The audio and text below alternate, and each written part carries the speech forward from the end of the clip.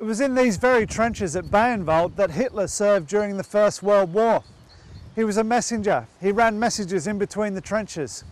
He was also injured on a number of occasions. On one of those occasions, he suffered from the effects of gas. It was said that because Hitler knew the effects of gas, this is the reason that it wasn't used during the Second World War. It was widely accepted that the German side first used chemical weapons on July 22nd, 1915. And this created much disgust amongst the Allies before they sought parliamentary approval to retaliate in a similar manner. The duties of the Allied delivery of chemical weapons were the responsibility of the Special Brigades of the Royal Engineers. These troops would deploy chemical weapons in a variety of manners, these being shells, mortars, and by pumping it into the atmosphere in cloud form. The companies were under the command of the career soldier C.H. Fuchs, who had served in the Boer War, and all the men in each brigade were given the title of Chemist Corporal.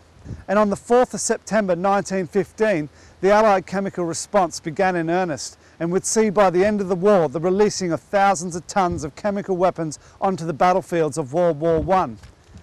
If 20% of all the shells of 160 million supplied to the front, that would mean 32 million chemical shells just from the Allies' side.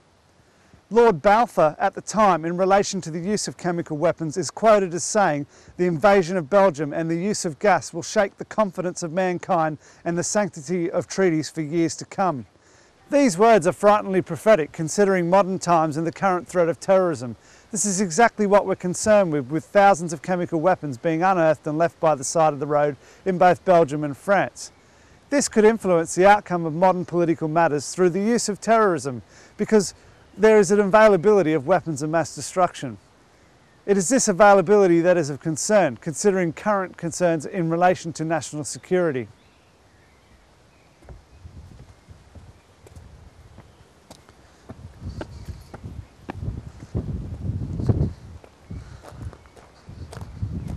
During World War I, some of the fiercest fighting happened here at Ploegstart Wood. Our road journey brings us here today, and we're following the history books to bring us to the place where some of the worst chemical weapons fighting that's ever occurred happened. And it's quite a beautiful scenic wood, and it's hard to believe that such atrocities occurred here all those years ago. So we're going to find out about what happened here at Ploegstart Wood. To give an idea of the effectiveness of a gas attack in World War I, we've come here to Ploegstart Wood. According to the official war history located in the Imperial War Museum Library, on the 7th of June 1917, the 3rd Australian Division under Major General J. Monash was advancing through this wood, when at about midnight a shell went off and about 500 casualties were taken. It was said the stagnant still night air added to the containment of the concentration of gas, resulting in more casualties. Should an attack occur in a similar and more contained environments of the tube or a busy shopping centre, then similar or more casualties could be expected. The graves of the soldiers who died that day lie nearby on the edge of the wood.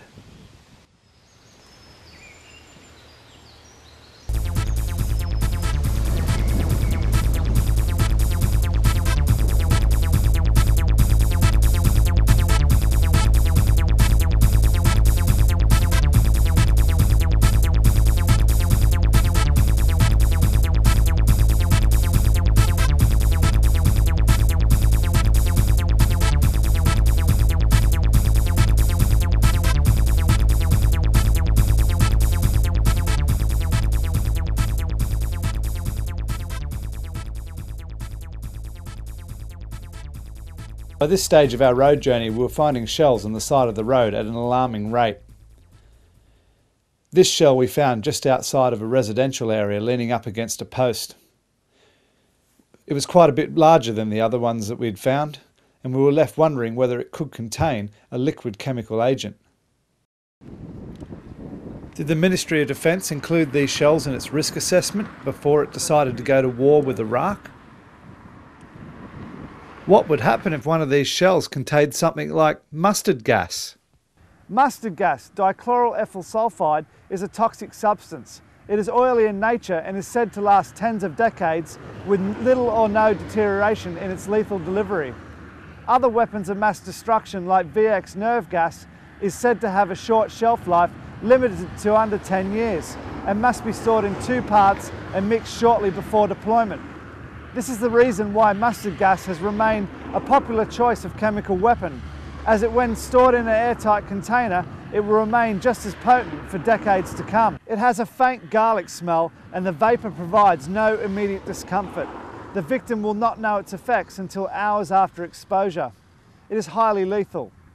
The victim will then break out in severe and painful burning blisters and will suffer blinding eye irritation, inflammation of the nose and throat, sneezing, headache, vomiting and loss of feeling in the hands and feet. Then, after a few agonising days or so, death. Look, look.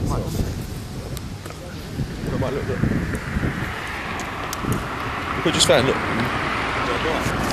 As you can see, look, we're just setting up to do our shoot, and lying beside the gas memorial there appears to be an unexploded shell. And it's quite ironic how we can find a shell right here next to a place where the first victims of the gas attacks are. That just about concludes the history and remembrance part of our road trip. It's hard to believe that we went to war with Iraq when you know the knowledge and the history of what happened here. When you see all the bombs lying on the side of the road, there for anyone to pick up. And then when you look at the types of bombs that they used, it's hard to believe that we went to war with Iraq. We feel that perhaps the politicians have forgotten our history, our own nation's history, and that of the Commonwealth and the forces that fought and died here in World War I.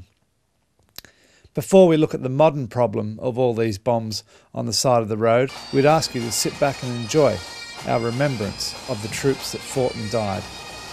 This is our dedication to all those who have fought and served and paid the ultimate sacrifice for all our freedoms.